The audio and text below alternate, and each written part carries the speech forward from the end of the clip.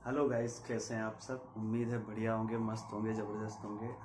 आज मैं फिर आपके channel GS with Ravi sir में आपका स्वागत करता हूं। और जैसा कि हम लोग दिल्ली सल्तनत पढ़ रहे थे मध्यकालीन इतिहास की श्रृंखला में, तो आज जो लास्ट शासक बचा है उस पर हम लोग चर्चा करने जा रहे हैं। जैसा कि आप लोगों ने अभी तक पढ़ा है सिकंदर लोदी के बारे में और उससे पहले बहलोल लोदी के बारे में। तो सिकंदर लोदी यानी निज़ाम खां, जिसका वास्तविक नाम था, चूंकि वह बहलोल लोदी का पुत्र था, इसी तरीके से सिकंदर लोदी का जो पुत्र था उसका नाम था इब्राहिम लोदी। तो इब्राहिम लोदी के सामने जब दिल्ली की गद्दी पर बैठा तो उसके सामने कई सारी चुनौतियां थी। पहली चुनौती तो उसकी ये थी कि उसके जो भाई थे वह उत्तराधिकार को लेकर संघर्ष कर रहे थे और अमीर वर्ग जो था वो एक बार पुनः सक्रिय हो चुका था। तो सुल्तान को बनाने में अमीरों की भूमिका एक अहम रोल अदा कर रही थी। तो आपको ध्यान ये रखना है, इसी क्रम में अमीरों ने क्या किया, जो जौनपुर क्षेत्र था, जौनपुर में एक स्वतंत्र शासक जलाल खां को वहां पर बिठा दिया, जो दिल्ली की सत्ता यानी दिल्ली की अधीनता स्वीकार करने से इनकार कर दिया। तो जलाल खां जो था वह अपने आप को जौनपुर का शासक मानते हुए उसने जौनपुर को अलग कर लिया। अब जब इब्राहिम लोदी अपने भाइयों को अपदस्थ करते हुए यानी उनसे जीतते हुए जब इब्राहिम लोदी दिल्ली की गद्दी पर बैठा तो उसके सामने पहली समस्या जौनपुर को लेकर थी। तो जौनपुर को लेकर जो समस्या थी उसको समाधान करने के लिए उसने जलाल खां को दिल्ली बुलाया। जलाल खां को जब दिल्ली बुलाया तो जलाल खां समझ गया कि ये हमको दबाव में लेना चाहता है और कहीं ना कहीं ये हमसे अपने अधीन रहकर काम करने के लिए कहना चाह रहा है। इसी क्रम में जलाल खां ने दिल्ली आने से मना कर दिया और अपनी पूरी ताकत के साथ, पूरी क्षमता के साथ उसने आगरा के किले पर, आगरा पर हमला कर दिया। जब आगरा पर हमला कर दिया तो अब मजबूरन इब्राहिम लोदी को अपनी पूरी तैयारी करनी पड़ी और जलाल खां को यहीं आगरा में ही पराजित करना पड़ा। बहुत बुरी तरीके से जलाल खां जब हार गए तो हारने के बाद फिर इस तरीके से इब्राहिम लोदी ने जौनपुर को दिल्ली क्षेत्र में मिला लिया, अर्थात जौनपुर को अधीनता स्वीकार करनी पड़ी। तो इस समस्या से निपट लिया। तो अब हम लोग चलते हैं इब्राहिम लोदी के कुछ सैन्य अभियानों पर, जिनसे हम लोग बड़ी महत्वपूर्ण जानकारी देखने जा रहे हैं। तो सबसे पहले अगर हम लोग बात करें इब्राहिम लोदी के प्रमुख अभियानों पर, तो पहला अभियान जो आपको ध्यान रखना, ग्वालियर अभियान। ग्वालियर अभियान के बारे में आपको ध्यान रखना है, यहाँ का शासक जो था विक्रमजीत सिंह, उनके पुत्र मान सिंह यहाँ के शासक थे। मैंने दोनों का नाम यहाँ मेंशन किया है। विक्रमजीत के पुत्र जो थे मान सिंह, ठीक है, ये सॉरी उल्टा वो बता रहे, मान सिंह के पुत्र थे विक्रमजीत सिंह, ये यहाँ के शासक थे। मान सिंह के पुत्र थे विक्रमजीत सिंह, ये यहाँ के शासक थे। तो जब लोदी ने ग्वालियर पर हमला किया तो विक्रमजीत ने सरेंडर कर दिया बड़ी आसानी से, और सरेंडर करने के बाद आत्मसमर्पण कर दिया और दिल्ली की अधीनता स्वीकार कर ली। तो इस तरीके से ग्वालियर जो था वो भी दिल्ली के अधीन आ गया। उसके बाद जो सबसे महत्वपूर्ण इब्राहिम लोदी के जीवन का एक बड़ा अहम मोड़, ध्यान रखना, ये भारतीय राजनीति का एक सबसे महत्वपूर्ण युद्धों में से एक, आप लोग वो युद्ध पढ़ने जा रहे हैं जहां से भारत की दिशा दशा सब कुछ बदल गया। कैसे? इस युद्ध को आप लोग नहीं भूलना है, नहीं भूलना है। मैं फिर कह रहा हूं, बार बार कह रहा हूं। क्यों? क्योंकि ये एग्जाम की दृष्टि से महत्वपूर्ण तो है ही, साथ में भारत की राजनीति, भारत की वर्तमान परिस्थिति, भारत के प्राचीन स्थिति, सब का एक अहम युद्ध है। आप बोलोगे इतना महत्वपूर्ण युद्ध? जी हाँ, हम उस युद्ध के बारे में चर्चा करने जा रहे हैं। अगला था कि इब्राहिम लोदी जो था वो मालवा को लेकर बड़ा विवाद बना हुआ था। एक मालवा क्षेत्र था, मालवा को लेकर चैलेंज करता था कि दिल्ली के शासक ये कहते थे कि मालवा हमारे क्षेत्र में है, जबकि मेवाड़ का शासक राणा सांगा ये कहता था कि मालवा हमारे क्षेत्र में है। तो यहाँ पर मेवाड़ को लेकर जो अभियान किया गया उसका मुख्य कारण क्या था, तो यहाँ पर मैं लिख दे रहा हूं, कारण क्या था, मालवा क्षेत्र। कारण क्या था? मालवा क्षेत्र। मालवा को लेकर दिल्ली में बैठे जो शासक थे और जो मेवाड़ के शासक थे, दोनों के बीच में विवाद था।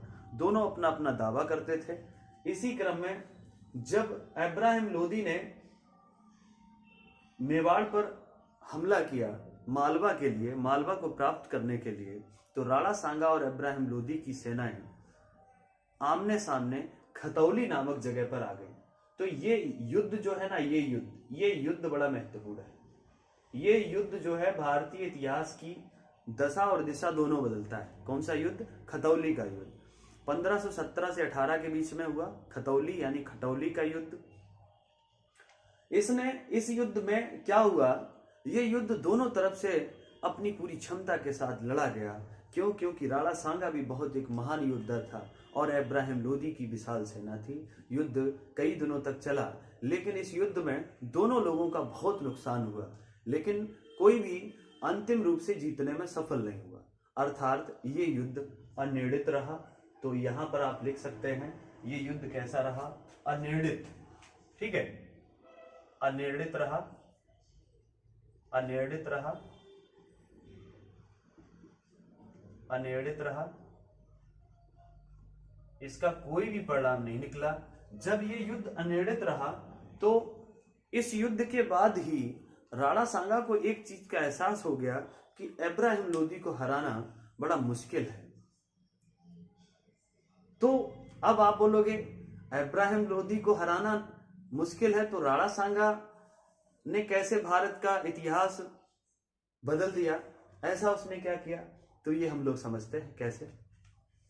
जब राणा सांगा इब्राहिम लोदी को हराने में असफल रहा तो उसको ये लालच आ गया, लोभ आ गया कि कहीं ना कहीं लोदी को हराकर दिल्ली में हमको बैठना चाहिए, दिल्ली भी हमें प्राप्त होना चाहिए।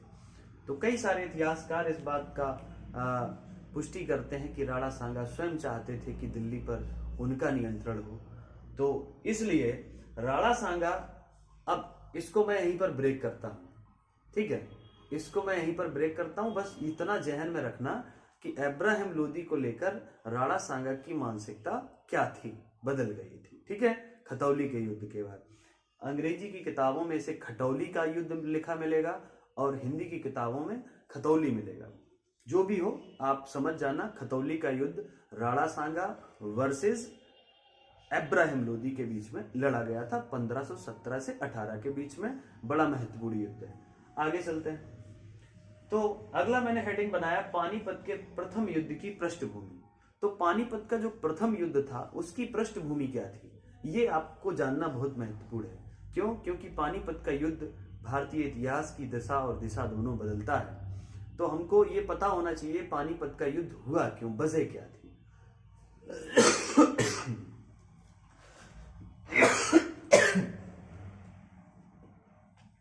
सॉरी, एक्चुअली अभी भी तबीयत ठीक नहीं है, लेकिन फिर भी इसी वजह से मैंने कल वीडियो नहीं आपको दे पाया।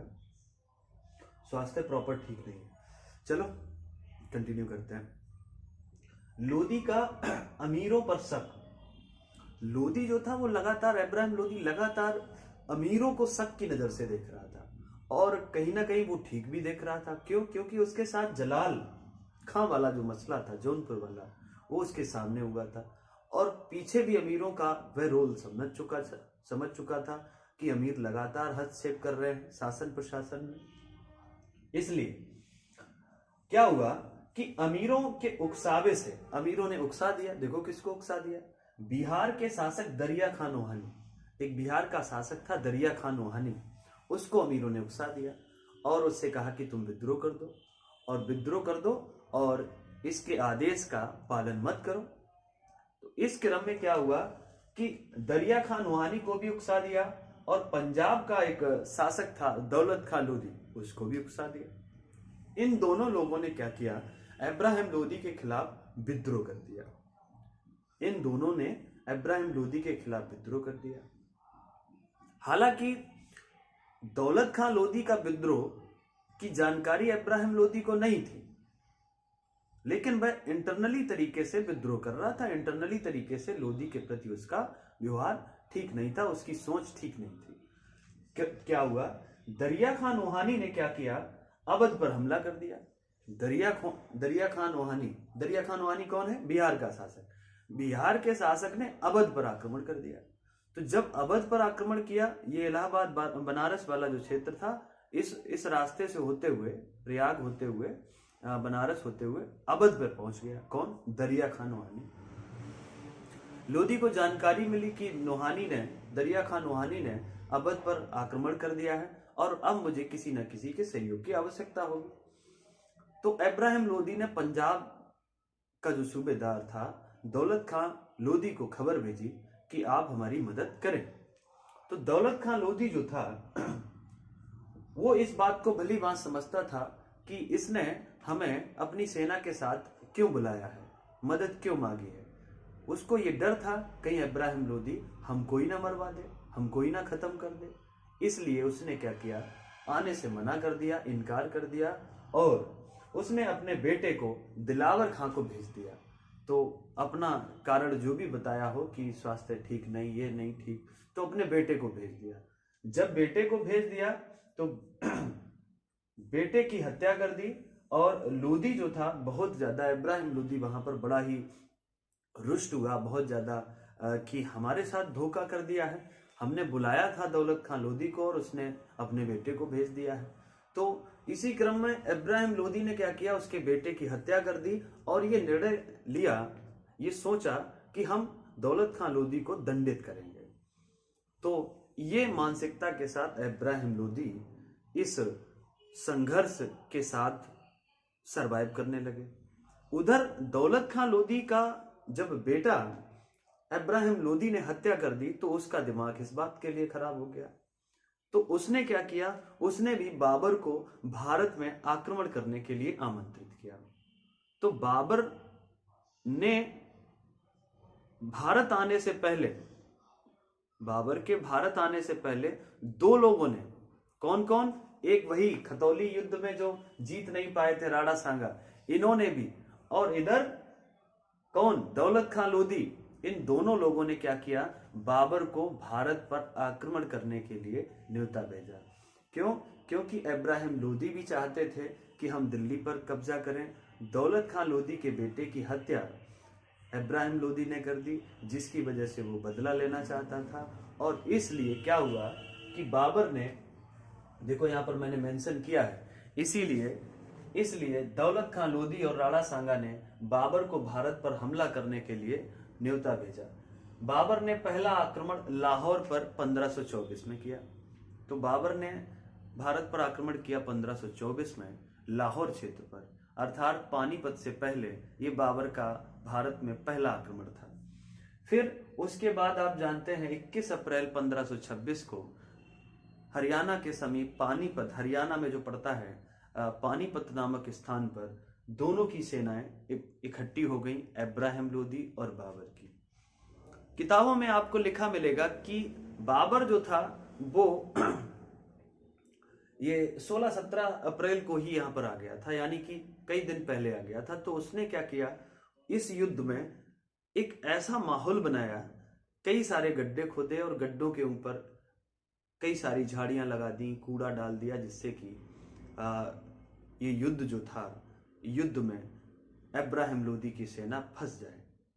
इस युद्ध के बारे में हम लंबी चर्चा आगे के कई सारे वीडियो में करेंगे। क्योंकि यहां पर बस इतना ध्यान रख लेना कि बाबर के पास मात्र 8000 सैनिक थे, 8000 सैनिक थे। लेकिन इसके जो सैनिक थे ये बड़े कुशल थे, वेल ट्रेंड थे, प्रशिक्षित थे, कुशल सैनिक थे। जबकि लोधी के पास लगभग ऐतिहासिक किताबों के हिसाब से देखें तो 1.5 लाख की सेना थी। तो इतनी बड़ी सेना और इतने कम सिपाही होने के बाद भी बाबर यहां पर सफल होता है। उसकी एक खास वजह यह थी कि बाबर ने अपनी सेना को इस तरीके से मैनेज किया था, तुगलमा पद्धति। आप लोग इतिहास में पढ़ेंगे कि पानीपत वह पहला युद्ध था जिसमें तोपों का इस्तेमाल हुआ।